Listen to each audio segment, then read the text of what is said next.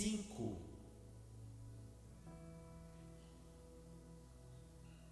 Romanos capítulo 5.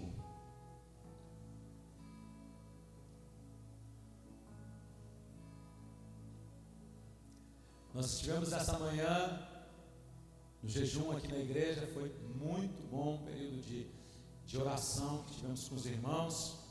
A gente sempre convida os irmãos para o jejum, né? Tem irmão que não gosta de jejuar, mas tem uns irmãos que são de fé, que gostam de jejuar. A gente diz, pastor, eu não consigo fazer jejum, mas faz ali um tempinho, né, Deus? Lá no quartel, lá quando você estava lá, você ficou um dia sem comer. É mais ou menos isso. E hoje não quer fazer jejum? Romanos capítulo 5, verso 1 a 5. Todos acharam? Amém? Diz assim: justificado, pois... Oi? As crianças do berçário, por favor, pode passar. Até quantos anos?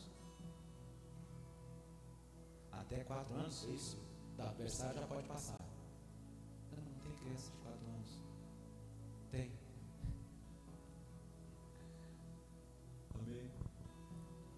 Todos acharam? Romanos capítulo 5. Amém? Diz assim: justificado, pois, mediante a fé, temos paz com Deus, por meio do nosso Senhor Jesus Cristo, por intermédio de quem obtivemos igualmente acesso pela fé a esta graça na qual estamos firmes, gloriamo-nos na esperança da glória de Deus, e não somente isso, mas também nos gloriamos nas próprias tribulações, sabendo que a tribulação produz perseverança, e a perseverança a experiência, e a experiência a esperança. Ora, a esperança não confunde, porque o amor de Deus é derramado em nosso coração pelo Espírito Santo que nos foi outorgado. Inclina sua cabeça mais uma vez. Pai, nós estamos na Tua presença e nós Te louvamos pela Tua palavra. Espírito Santo de Deus, capacita o pregador dessa noite para ministrar a Tua palavra à Tua igreja. Que possa, Senhor, falar aquilo que o Teu Espírito Santo quer ministrar ao coração do Teu povo. Pai, que haja, Senhor, na Tua igreja uma terra fértil para a semente da Tua palavra que será lançada. Em nome de Jesus. Amém e amém. Você está pensando que eu ia esquecer, né? Feliz Dia das Mães, né? Amém? Dê um forte aplauso para as mamães que estão aqui. Glória a Deus. Feliz Dia das Mães.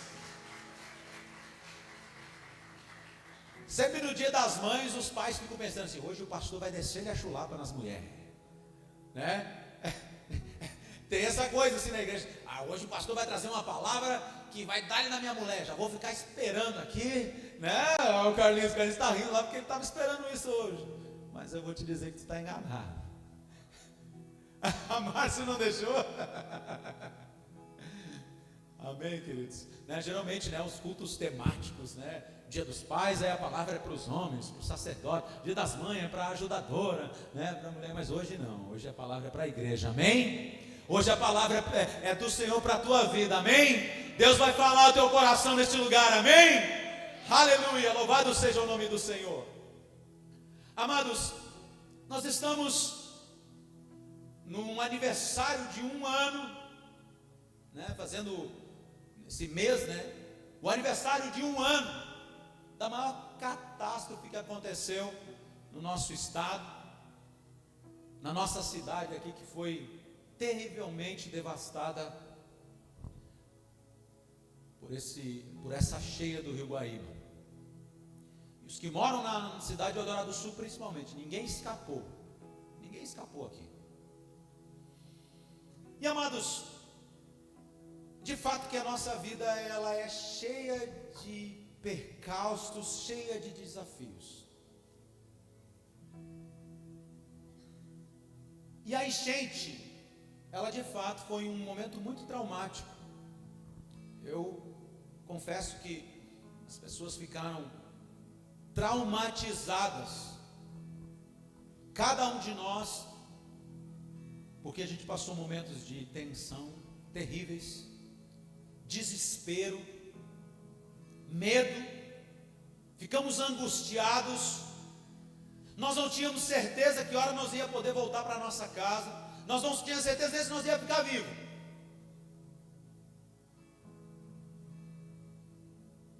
E a gente ficou desesperado. Hoje pela manhã, o irmão Zé estava testemunhando que ele não sabia onde estava a filha dele, ele achou que estava morta. Ele achou que a Josi estava morta, ela e o Zé tinham morrido afogado.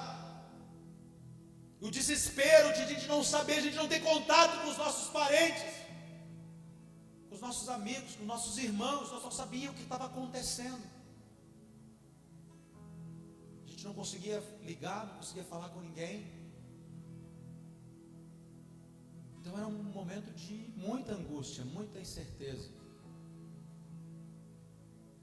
E o tema dessa palavra nessa noite eu tinha botado o tema lá no YouTube, né? Eu não costumo botar tema na palavra, mas nessa noite eu quis botar um tema: se gloriando na aflição. Como assim, pastor? Achando alegria e como glorificar a Deus no meio da aflição, no meio da tribulação, no meio da dor e da angústia, irmã Neca. De que forma que nós podemos fazer isso? Como que eu vou encontrar alegria e esperança no meio de um momento tão difícil? Eu estou padecendo, eu estou sofrendo, a minha família comigo, os meus irmãos comigo. Como que eu vou me alegrar? Como que eu vou me gloriar nisso?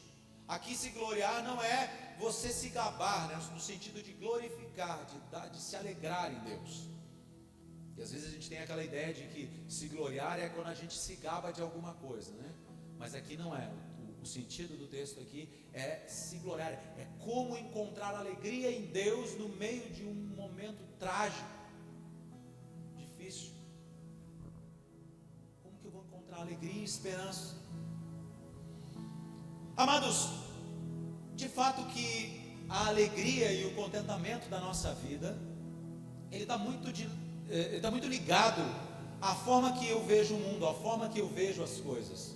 A gente costuma dizer que a minha cosmovisão, é a visão que eu tenho do mundo que me faz compreender as coisas.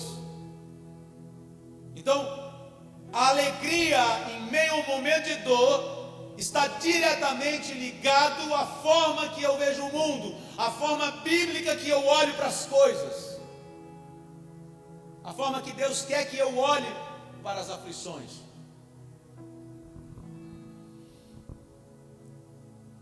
Como que os filhos de Deus devem encarar as aflições da vida? Olha para o irmão que está do lado e diz assim: como que os filhos de Deus, pergunta para eles, como que os filhos de Deus devem encarar as aflições da vida? Amados, Jesus disse em João capítulo 10 que o ladrão veio para matar, roubar e destruir. E Jesus veio para que tenham vida e vida em abundância. Aí cabe uma pergunta para nós: será que as aflições que nós passamos, as tribulações, as angústias que nós passamos nesse mundo, elas vêm de Deus ou elas vêm do diabo? Do inimigo da nossa... Será que é o inimigo das nossas almas querendo acabar com a minha vida? Porque a gente tem costume de atribuir a Satanás tudo que acontece de ruim na nossa vida, não é verdade?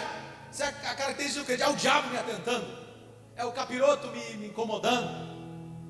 Será que é isso mesmo?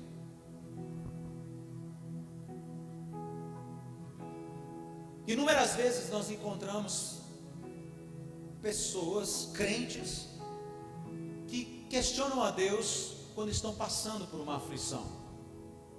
Começam a interrogar a Deus: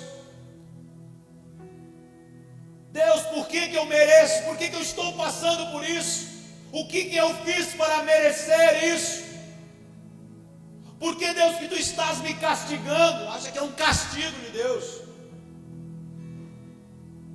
começa a questionar: Deus é ruim, tu é ruim comigo, Senhor. Eu não era para estar passando por isso. Amados, o crente ele pode olhar para a tribulação de duas formas: ou Satanás o atacando, ou como uma espécie de castigo de Deus. Geralmente é isso que acontece, né? Ou Deus está me castigando, ou o diabo está me atacando. Agora, eu quero que você entenda Romanos capítulo 5, verso 1 e 2, olha só o que diz: justificado, pois, mediante a fé, temos paz com Deus por meio do nosso Senhor Jesus Cristo, por intermédio de quem obtivemos igualmente acesso pela fé a esta graça no qual estamos firmes e gloriamo-nos na esperança da glória de Deus. Amados, eu falei aqui o que é a justificação, né? A justificação é um ato de Deus, onde Jesus, que é um justo, o Cordeiro Santo sem pecado, ele se entrega por nós, ele morre na cruz do Calvário para que a gente pudesse, no nosso lugar. Jesus morre na cruz do Calvário no nosso lugar. Então a justificação é esse ato que Jesus faz para, vamos dizer assim, cumprir a lei de Moisés. Na lei de Moisés dizia que os pecados do povo eram perdoados à medida que se queimava um cordeiro, né, sem pecado, sem defeito, para a remissão dos pecados. Então Jesus ele é o Cordeiro de Deus que tira o pecado do mundo. Amém? Você está acompanhando o raciocínio aqui? Eu não quero me prender nessa parte. Então a morte de Jesus na cruz, ela cumpre a lei. E quando nós temos uma experiência de salvação com Jesus, né, nós somos justificados por Ele. Amém? Você se torna justo diante de Deus. E essa justiça aqui não é a justiça igual à justiça dos homens, né? A justiça dos homens, ela julga por merecimento, né? Você entra com um processo na justiça, e a justiça julga se você tem direito, você recebe. A justiça de Deus é diferente, não é por direito. Ninguém aqui tem direito à salvação. Jesus nos salva por graça, é graça de Deus, ou seja, é dado de graça, não é em troca. Ninguém fez por merecer ser salvo. Jesus salvou você porque te ama. Amém? Então, salvação é por graça.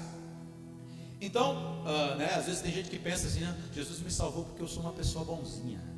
Sou bonzinho, né? Ai, o pastor é tão bonzinho, ele foi salvo, né? Coisa linda, né? Não foi porque a gente era bonzinho, até porque Deus não encontrou nada de bom em nós. Amém? Ai, pastor, o que é isso? É isso mesmo, é o que a Bíblia diz. Amados, alguém que experimenta então a alegria da salvação, né? Ela também espera ver a glória de Deus, como ele diz assim: gloriamo-nos nas esperanças da glória de Deus. Então alguém que encontrou Jesus, ele recebe no seu coração a promessa de salvação e de que um dia vai morar no céu na glória de Deus. Amém? Um dia nós vamos morar na eternidade com Jesus Cristo. Essa é a esperança do crente. Amém? Então o crente, quando ele recebe Jesus no seu coração, ele experimenta a alegria da salvação. Então ele sabe que um dia ele vai para a glória de Deus. E nós temos acesso ao Pai. A partir do momento que você é salvo, você tem acesso a Deus. Você não há mais necessidade de sacrifícios como havia na lei de Moisés. Então, essa é a promessa para os filhos de Deus. Amém? Morar com Jesus para todos sempre. Então, vamos seguir adiante. No versículo 13 e 4 diz assim: e não somente isto, né, de Romanos capítulo 5, versículo 13 e 4, você que está acompanhando. E diz assim: e não somente isso, mas também nos gloriamos nas próprias tribulações, sabendo que a tribulação produz perseverança, e a perseverança a experiência, e a experiência a esperança. Amados, tribulações, o que são elas? Tribulações é toda espécie de angústia e dor que esse mundo pode produzir. A Bíblia fala lá em Gênesis capítulo 13, versículo 17 e 18, que o mundo ele produziria cardos e abrolhos por causa do pecado, ou seja, né, o mundo teria dores, nós teríamos sofrimento nesse mundo por causa do pecado que entrou em Adão, amém? Então, toda espécie de angústia e dor que esse mundo produz são tribulações. Agora, essa espécie de espinhos, elas se manifestam de diversas formas na nossa vida, né? Ao contrário do que muitos cristãos pensam, esses espinhos da vida, esses cardos e abrolhos da nossa vida, eles vêm sobre a terra e eles atingem crentes e descrentes. A enchente, quando ela veio, ela atingiu somente os descrentes? Não. Ela atingiu somente os crentes? Não. Ela veio sobre a terra, sobre a humanidade, sobre o povo do Rio Grande do Sul, e todos foram de igual forma atingidos. Não é verdade? Todos sofreram. Nós estávamos lá, crentes, descrentes, de tudo que era religião junto lá, tudo no meio da enchente. Na enchente teve crente fiel a Deus que perdeu tudo que tinha. Teve descrente que perdeu tudo que tinha também.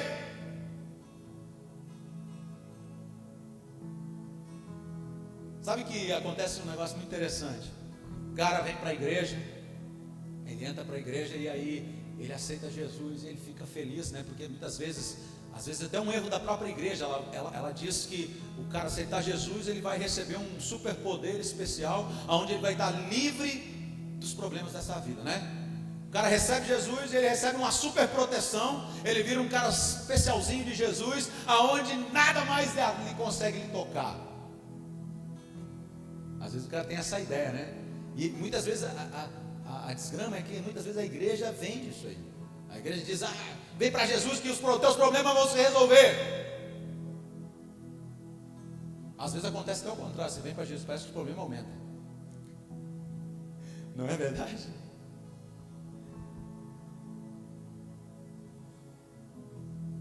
Aleluia. Aí o cara acha que tem superpoder. Vem para a igreja, né? Quando ele aceita Jesus, ele acha que ele ganha um escudo, né? Para ser protegido. Amados, se alguém prometeu isso para você, larga a mão disso, porque não é isso o Evangelho de Jesus Cristo, não. Isso não é o cristianismo de Jesus.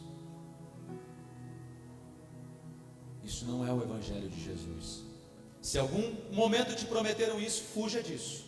Fuja desta ideia. Na Covid-19, quando ela aconteceu, no mundo inteiro, morreu crente?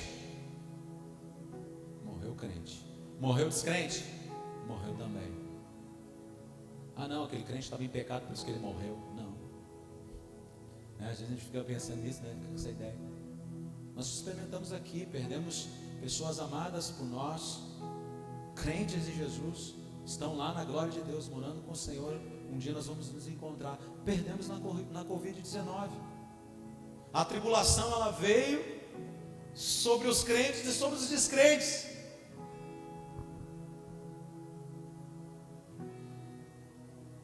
Amados, nesse mundo é isso. Não tem nada que vai acontecer diferente. O que Jesus disse? Que no mundo tereis aflições, mas tem de bom ânimo, que eu, Jesus, venci o mundo. Tá, mas aí alguém pode perguntar assim: tá, mas pastor, qual é a vantagem então de ser crente?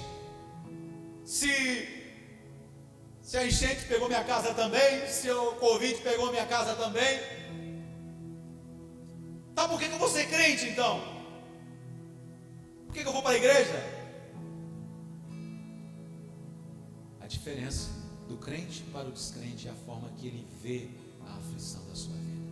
É como ele encara o desafio da vida. Essa é a diferença. Porque o problema vem sobre todos, mas o crente, ele encara de forma diferente. Ele olha para o problema com uma outra cosmovisão. Amém? Olha o que Paulo diz. Ele diz assim: nos gloriamos nas próprias tribulações, sabendo que a tribulação produz perseverança. Aí agora eu volto naquilo que eu estava falando. Nos alegramos nas dores dessa vida, né? Nos gloriamos nas aflições, nos alegramos nas dores dessa vida. Como assim, pastor?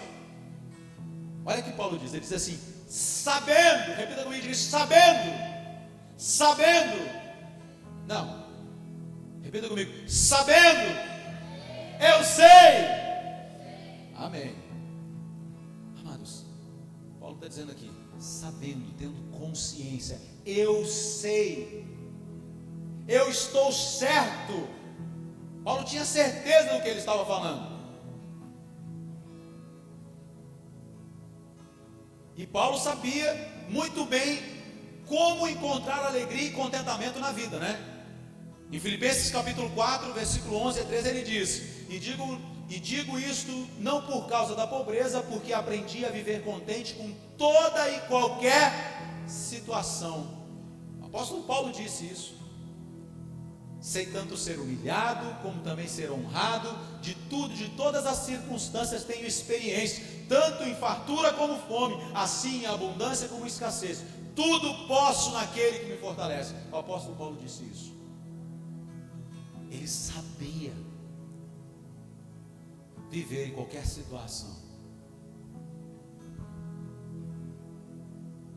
Paulo sabia que as tribulações da vida produziriam perseverança na vida dele. Por isso que ele diz: eu sei que as dores dessa vida não são para me destruir, não são para acabar comigo, mas as dores dessa vida são para me fazer um crente resiliente. Resiliência é a capacidade que eu tenho de suportar os ventos contrários da nossa vida sem cair. Isso é resiliência. A árvore vem, o temporal vem, o vento vem, a árvore inclina, quase toca no chão, e quando passa o vento ela sobe de novo, ela não cai. Isso é resiliência. Amados, alguém perseverante é uma pessoa que se nega a desistir. Mesmo que venham obstáculos grandiosos, assim ela não para. É uma pessoa que é perseverante. E amados, ninguém se torna perseverante sem dificuldade, né? É muito bonito. A gente vai lá para o YouTube e aí vê os pastores, os YouTubers, os TikTokers, os influencers, né? Tem aquele cara lá, como é que é? O Marçal. Aí, né? Eles têm um dialeto muito bonito. Falam que a gente deve ser resiliente, que a gente deve fazer isso, fazer aquilo, porque vai dar certo. E a gente escuta aquilo ali, a gente fica motivado, legal, né? A gente sai dali assim, animado. Até dá uma injeção de ânimo na gente. Eu não tenho nada contra, meus irmãos. Eu estou falando que a gente muitas vezes assiste isso aí e a gente fica animado. Nós podemos até aceitar e crer naquilo que aquela pessoa está falando, mas nós vamos somente ser resilientes, somente vamos ser perseverantes a partir do momento que eu passar pela aflição e superar. Quero dizer que um exemplo aqui é eu e o Fábio. O Fábio foi meu parceiro na enchente. Eu e o Fábio estamos preparados para um ataque zumbi já. Se tiver um ataque zumbi, nós estamos preparados, nós estamos prontos, né? Depois do que a gente passou na enchente, um ataque zumbi é fichinha, ó, Fábio. E se vacilar, eu faço zumbi assado ainda. Eu como zumbi assado ainda, se vacilar. Nós estamos preparados. Amados, o Evangelho é prática. Deus, Ele manda a tribulação na sua vida, justamente para aperfeiçoar a tua vida, amém? Ele manda a tribulação na tua vida, Ele manda a aflição na tua vida, para te capacitar a ser uma pessoa resiliente, trabalhar na tua mente, no teu coração, te treinar. Como é que é o campo lá, o Davis? O campo você não passa dificuldade lá. Para que é o campo? É só para querer te matar? Não, é para te treinar. É para te fazer um soldado resiliente, um soldado que aguenta o tirão. O soldado que, torci o pé, não dá mais, não vou mais para a guerra porque eu torci o pé. Vai sem pé, né? O soldado que passou pelo campo, ele é treinado para suportar a tribulação. Tem um meme, né, disso aí, né? Deus, Ele manda as maiores batalhas para os seus melhores guerreiros. Acho que Deus está pensando que o cara é o Rambo, né? Acho que Deus pensa que eu sou o Rambo. Tem guerra, né? Isso é um meme, tá? Sabe de uma coisa que eu tenho aprendido nesses dias? Eu agradeço a Deus pela vida do meu mano, né? Meu mano Guila. Eu agradeço a Deus pela vida dele, porque ele me levou para a corrida. Hoje, depois do jejum, terminamos o jejum, eu nem entreguei o jejum, eu fui correr. O Diogo me deixou na mão, eu estava esperando ele para correr comigo. Mas domingo que vem ele vai. Saí em jejum e fui correr. O Guila é meu consultor particular, Diogo. Vai ter que conseguir um consultor para ti aí, para te dar umas dicas de corrida.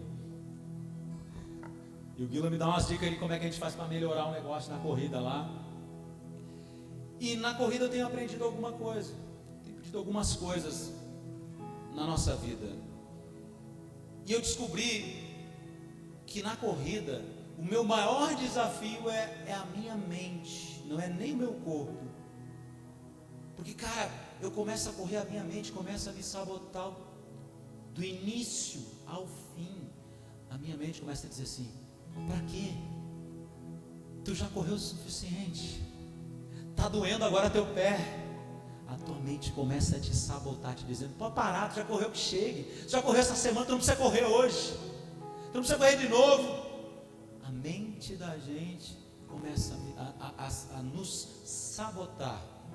Então eu entendi que o maior desafio que eu tenho na corrida não é nem o meu corpo. O meu corpo, ele tem um limite, mas é a minha mente que não me deixa eu fazer, né? Não me deixa eu insistir naquilo. Fica jogando contra, fica me sabotando, né? A minha mente, eu não aguento mais, né? Eu estou ali, quando chega nos 10 km, eu não aguento mais, eu vou morrer, eu vou parar, eu vou ter que parar. E a mente fica sabotando a gente. E eu descobri que depois dos 10 km, né, quando você rompe os 10 km, você vai até 16. Eu fui até 16 e nem senti, porque na minha mente, tu não aguenta mais, tu vai ter que parar porque tuas pernas estão doendo. Então é a nossa mente. O maior desafio é você vencer a sua mente. Mas aí quando você está correndo, você lembra que você botou um desafio. Você tem um desafio, uma meta, né? Eu vou correr tantos km, eu vou, né, correr tanto tempo, né? Eu tenho os corredores mais né, como é que eu posso dizer, mais experientes, que fazem a tal da planilha. Tem que cumprir a planilha, né, Márcio? Os outros têm uma planilha, o Guilherme tem uma planilha, né? Os corredores mais avançados, né? E aí tu vai cumprir a planilha, e aí quando termina a corrida, aí tu sente uma satisfação, né? Uma realização no seu interior, né? Porque você foi além daquilo que você esperava. E é engraçado que nas corridas, né, os corredores mais experientes, eles passam por você. Tem um corredor que corre 20 km, que é meia maratona, tem um corredor que corre 40 km, e tem um corredor que corre 10, 5 e 13. Eu sou um 13, né? E aí você passa pelos corredores mais experientes, eles olham você: tipo assim, você é inferior, você está abaixo, né? E aí eles dão um conselho: se tu quiser correr 3 km, você tem que treinar 10 para correr 3. Aí eles dão um conselho, né, para você melhorar a sua corrida, né? Aí você que já passou por aquela fase inicial, você, né, se sente um pouquinho melhor. Mas sempre que você termina a corrida, tem aquele sentimento de satisfação. Amados, na vida com Deus ela não é diferente. O próprio apóstolo Paulo, ele fala que a vida cristã é semelhante a uma maratona. Olha que interessante. 1 Coríntios capítulo 9, verso 24, o apóstolo Paulo fala assim: não sabeis vós que os que correm no estádio, todos na verdade correm, mas um só leva o prêmio. Correi de tal maneira que alcanceis. Todo atleta em tudo se domina. Aqueles para alcançar uma coroa corruptível, nós porém a incorruptível. Assim como também eu, não sem meta, assim luto, não como desferindo golpes no ar. Então o apóstolo Paulo, ele relaciona a nossa caminhada, a nossa vida com Deus, a nossa vida aqui nessa terra, ele relaciona com uma corrida, com um corredor, um atleta.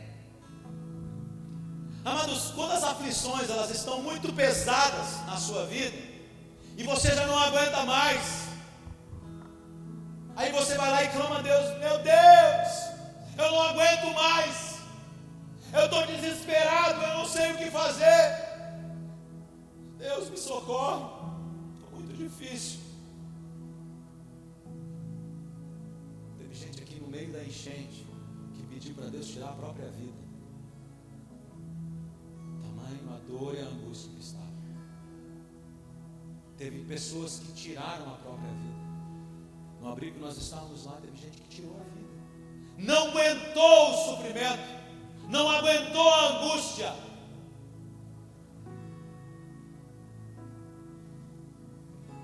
Você está desesperado, você clama a Deus. Aí Deus olha para você e diz assim: segura a onda, meu filho, eu sei que você aguenta mais do que isso. Eu sei que você aguenta. Você é mais forte do que você pensa. Não desista. Continue, persevera. Olha que interessante. O apóstolo Paulo diz assim: sabendo que a tribulação produz perseverança, e a perseverança a experiência, e a experiência a esperança. A tribulação produz experiência, né? Como eu disse, na corrida tem um negócio engraçado. Os corredores mais experientes, eles costumam dar conselhos para os iniciantes, né? Para que os iniciantes tenham uma performance melhor. Amados, na nossa vida de crente é assim também.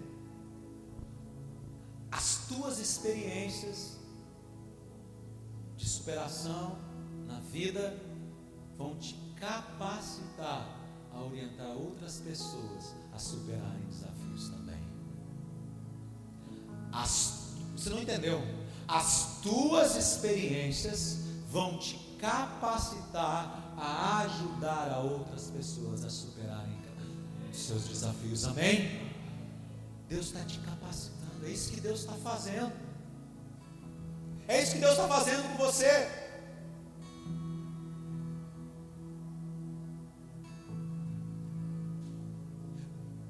As tuas experiências, elas te capacitam a mostrar o caminho melhor para outra pessoa que está passando por aquele problema. Você consegue com naturalidade afirmar para aquela pessoa: olha, fica tranquilo que vai dar tudo certo. No final Deus vai te dar a vitória. No final vai dar tudo certo. Já vai passar. É isso que Deus quer usar você. Por que nós aqui, quando fazemos um encontro de casais, pastor Márcio, A gente dá dica de casais, os encontros de casais, né? Quem conhece o testemunho do pastor Márcio Gomes, da pastora Michele, sabe. São resilientes, perseverantes no casamento. Por isso que eles falam com autoridade naquilo que Deus deu para eles falar. Não tem outro caminho, meu amado, para você saber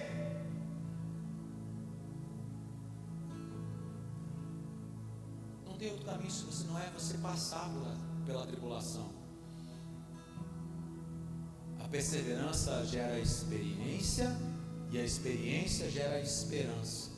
Amados, a esperança aqui não é aquela esperança que a gente tem quando a gente diz, eu tenho uma esperança que algo vai acontecer, né? Aquela esperança que pode ser que aconteça.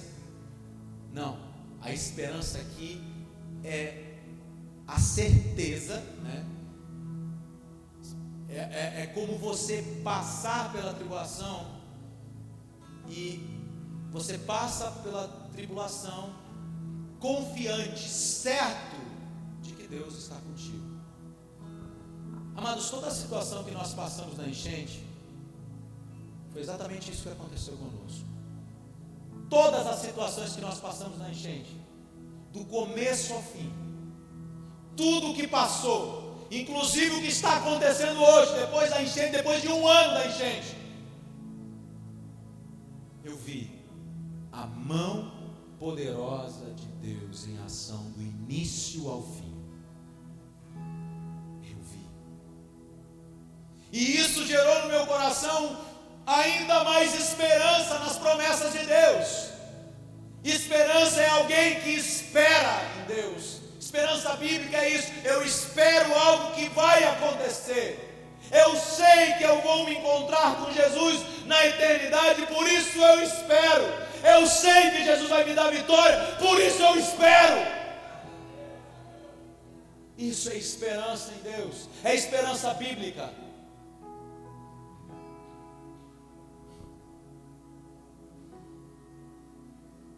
Esperança no sentido de esperar a promessa de Deus. É a certeza que a promessa vai se cumprir na nossa vida, amém? E o texto do versículo 5 continua. Nós encerramos aqui. Ora, a esperança não confunde, porque o amor de Deus é derramado em nosso coração pelo Espírito Santo que nos foi outorgado. Olha que preciosidade. Olha que delícia ouvir isso. Que preciosidade do cuidado de Deus com a vida de cada um dos seus filhos. O amor de Deus é derramado em nossos corações pelo Espírito Santo. Amados, durante as aflições da vida, durante as tribulações, Deus ele sustenta os seus filhos através do derramar do Espírito Santo sobre o seu coração. Deus ele sustenta a tua vida no meio da aflição, derramando uma porção do Espírito Santo sobre a sua vida. É dessa forma que Deus sustenta os seus. É assim que Deus nos sustenta no meio do sofrimento, no meio da dor, no meio da angústia, do desespero. Amados, isso é como se fosse uma espécie de um selo de Deus dizendo para você: eu te amo. É um selo do Espírito de Deus no teu coração, afirmando a você que Deus te ama.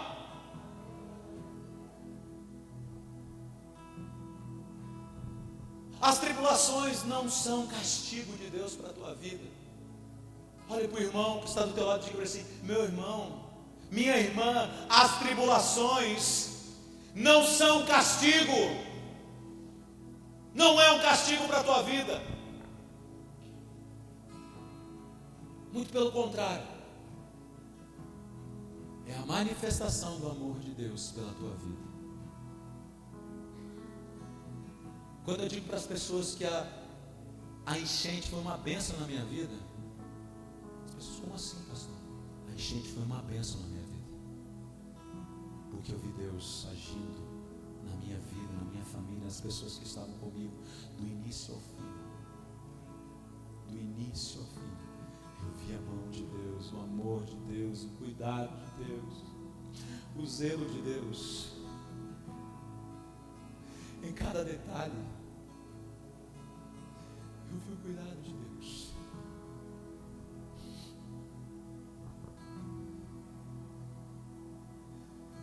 Amados, é Deus que sustenta a nossa própria fé. Até a fé que você tem, é Deus que sustenta no teu coração. Ele sustenta por intermédio do Espírito Santo.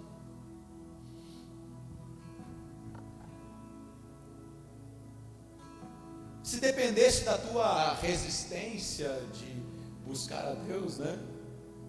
Se dependesse de alguma qualidade que você tivesse para buscar a Deus, para vir à igreja, você já não estava mais aqui há muito tempo. Sabe por que você está aqui hoje? É porque o Espírito Santo trouxe você aqui. O Espírito Santo ministrou no teu coração e disse: vai na igreja hoje. O Espírito Santo disse: você vai. Você tem que estar lá, orando ao Senhor, ouvindo a palavra do Senhor. Se dependesse da nossa vontade de olhar o Faustão, o Faustão nem está mais, né? Ficar em casa dormindo. Quantas vezes você orou a Deus por coisas que aconteceram e Deus te deu uma resposta totalmente contrária do que você queria? Você orou para Deus tirar de você uma coisa e Deus piorou, totalmente ao contrário do que eu pedi. Por quantas vezes você orou a Deus: Deus, me dá uma resposta, Senhor, fala comigo se isso é da tua vontade. E Deus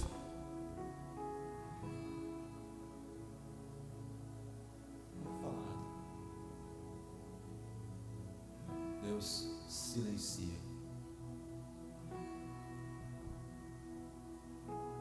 Você só está aqui dentro hoje porque o Espírito Santo é que diz para você perseverar na fé. A irmã Chile, semana passada, disse: eu não era para estar aqui, mas o Espírito Santo estava ali. Baixe, não desiste. Não é hora de desistir, não. Não é hora de parar, não. Ainda não chegou o teu tempo de parar. Ainda não é teu tempo de parar. Sabe quando é que nós vamos parar? Quando nós estivermos na eternidade com o Senhor, com aqueles que já partiram, com a minha santa mãezinha que está lá. É esse dia que nós vamos parar. É nesse momento que nós vamos parar.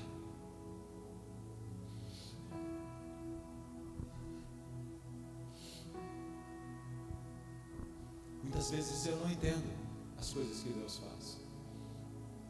E daqui a pouco você fica assim: Senhor, eu não estou entendendo por que isso está acontecendo comigo. Por que isso está acontecendo? Eu não sei, Senhor. Eu não sei, eu não entendo os teus caminhos, Deus. Eu não sei por que eu vim parar aqui hoje. Mas eu tenho certeza de uma coisa: eu sei que Jesus me ama. Eu sei que o Pai me ama. Eu não entendo os seus caminhos, mas eu sei que Ele me ama. Eu sei que Ele me ama. Amados, é exatamente isso que nos prende, é exatamente isso que nos amarra a Deus, que nos amarra a nossa fé. É o amor de Deus por nós, é o amor de Deus pela nossa vida. E o Espírito Santo, que a Bíblia diz que é o nosso Consolador, ele faz exatamente isso. Ele vem e fala ao teu coração: fica tranquilo, eu estou contigo. Ele fica soprando no teu ouvido: Deus te ama. Tudo isso que está acontecendo vai passar. Você pode parar para pensar no meio da tribulação, diz assim: Deus me salvou, Deus me limpou, Deus tirou, me deu experiências com Ele. Deus nos deu uma família da fé. Ele te capacitou para a obra do Senhor. Para chegar no final e te matar afogado numa enchente, não faz o menor sentido. Não faz sentido.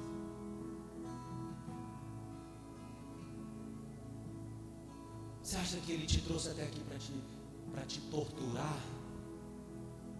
Não faria o menor sentido eu dizer isso, eu pensar isso. Amados,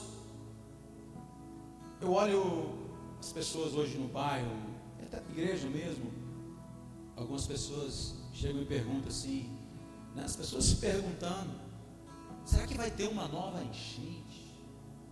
Será que vai encher o bairro de novo alguma outra vez? Será que o Eldorado Sul vai se alagar de novo? Inclusive tem gente que afirma que daqui a 30 anos vai ter uma nova enchente terrível. Tem pessoas que são videntes, né? Tem um espírito da vidência, né? Essa semana teve uma chuvinha e já ficou muita gente nervosa. Quem é que ficou preocupado? Tem gente que não levantou a mão porque, né, não quer se expor. Mas deu aquela chuvinha e o pessoal já ficou assim: será que vai alagar de novo? Aí deu alagamento lá para a região do sul, do Rio Grande do Sul, né? Já ficou todo mundo preocupado. E aí tem essas preocupações: será que vai acontecer de novo? Será que vai ter outra Covid-19? Ou Covid-20? 21? Nenhuma dessas respostas eu posso dar para você. Eu sinceramente não sei.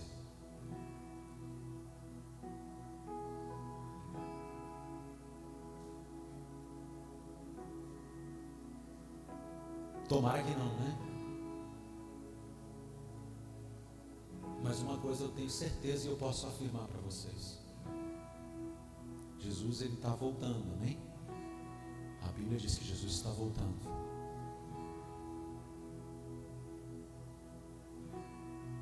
E enquanto Jesus não chegar, as dores desse mundo serão inevitáveis. Enquanto Jesus não voltar, as dores desse mundo serão inevitáveis. Mateus capítulo 24 fala disso, né? Guerras, terremotos, tsunamis, pandemias e toda a espécie de aflição que Jesus já nos previu, já nos disse que nós passaríamos por isso. Nós estaremos sujeitos a isso. Deus nos livre. Todavia, se for necessário passar, nós enfrentaremos isso na força do Espírito Santo, confiante no nosso Senhor Jesus. Eu sei que se vier uma enchente, eu já sei que eu tenho irmão aqui que tem barco. Eu já sei onde é que eu consigo um barco. Eu já sei várias coisas. Eu já sei que eu tenho que ter uma bateria para ter luz. Eu já sei que eu tenho que ter um fogão a lenha para fazer fogo, porque não tem gás. Eu estou pronto. Todavia, Senhor, me livra. Todavia, Senhor, nos livra de um problema como esse novamente. Mas se vier, nós enfrentaremos.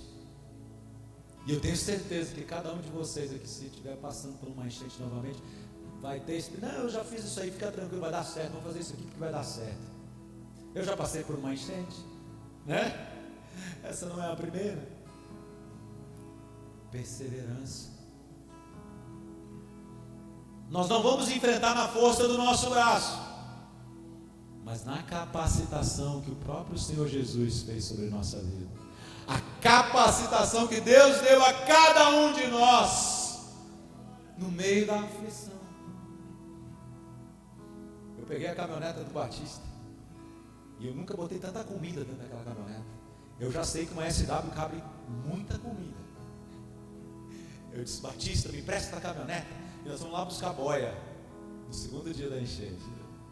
Ele me prestou aquela caminhoneta, nós botamos o baile até os gurgumilhos, não cabia mais gente, só cabia comida.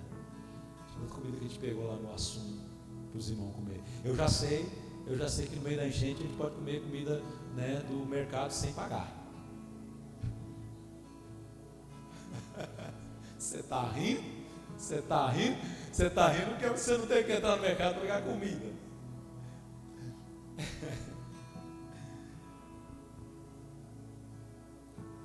E amados, é dessa forma que nós encontramos alegria e contentamento no meio da aflição.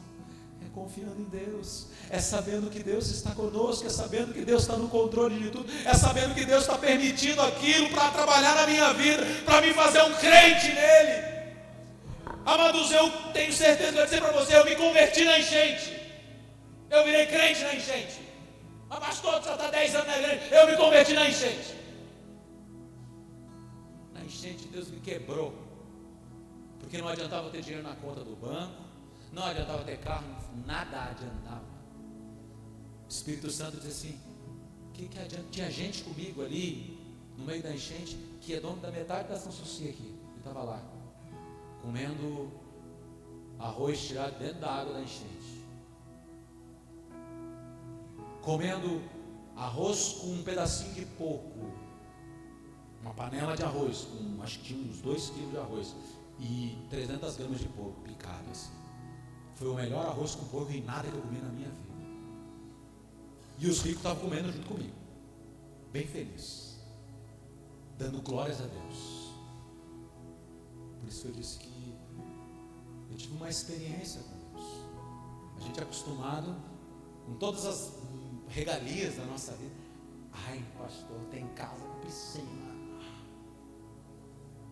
Estava dentro d'água podre, cheio de rato, caminhando no meio do rato. Ai, não posso tomar banho nessa água porque tem, né, tá meio suja, tem que botar cloro. Estava nadando no meio dos ratos, mergulhando. Deus nos faz resilientes, Deus nos faz perseverantes. Deus trabalhou na tua fé. Eu tenho certeza que tem gente aqui porque passou pela gente, está aqui hoje, tomou um chacoalhão de Deus. Eu antes da enchente eu queria desistir do ministério, muitos aqui não sabem. Eu já vi falar para os irmãos aqui na igreja, da diretoria, eu vou entregar o ministério, inclusive eu havia trazido outros pastores aqui para visitar a igreja, porque eu ia abandonar o ministério. Eu ia estar na igreja, mas eu não queria mais ser pastor da igreja. Um choque de Deus, assim, acorda, guri. Eu me converti. Aleluia. E é isso, meu amado. Pessoal do louvor, por favor. É exatamente isso. É exatamente isso.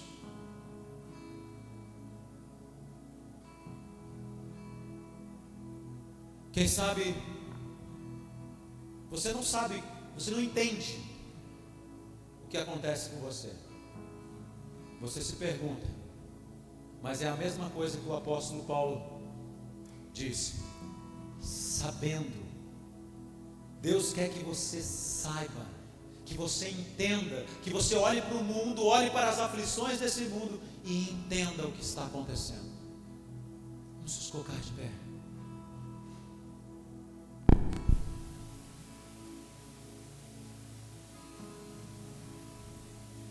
Deus quer fazer de você resiliente.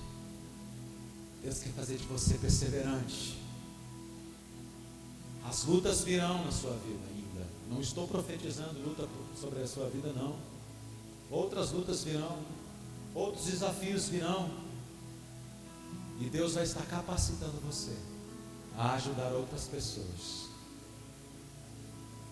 a traçar o melhor caminho. Aleluia.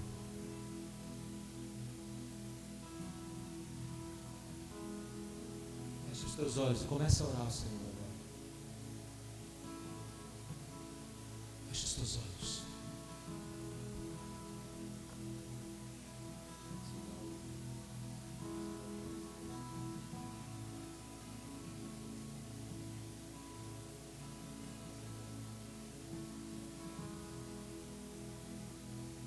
Comece a orar ao Senhor.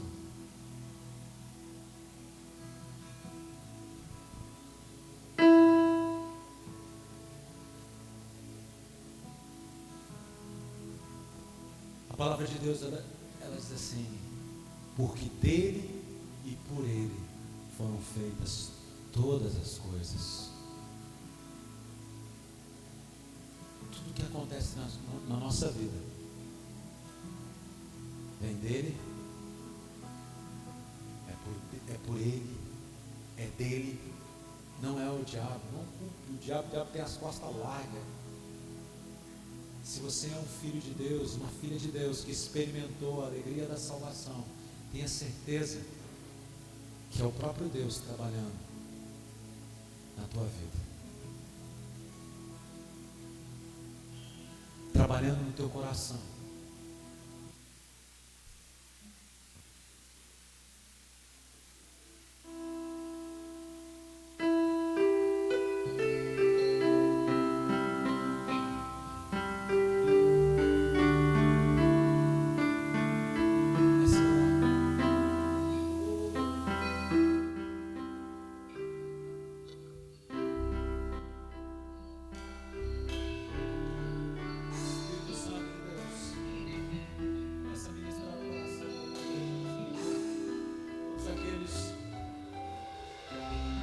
Entenderam, Senhor, que passaram na enchente, que entenderam que o sofrimento da vida faz parte da tua escola, faz parte da tua didática, Deus. A didática de Deus com os seus filhos.